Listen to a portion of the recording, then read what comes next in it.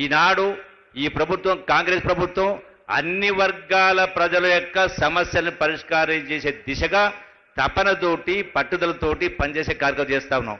అందులో భాగంగానే వచ్చినటువంటివే ఈనాడు కులగణన కావచ్చు, సన్నాలకు బోనస్ కావచ్చు, సన్న బియ్యం కావచ్చు, ఈనాడు గిరి వికాసం, ఇలాంటి కార్యక్రమాలు కేవలం ఈ 16 మాసాల్లోనే ఇన్ని కార్యక్రమాలు చేయడం జరిగింది. వచ్చేటువంటి భవిష్యత్తులో ఇంకా చేసే కార్యక్రమాలు చాలా ఉన్నాయి.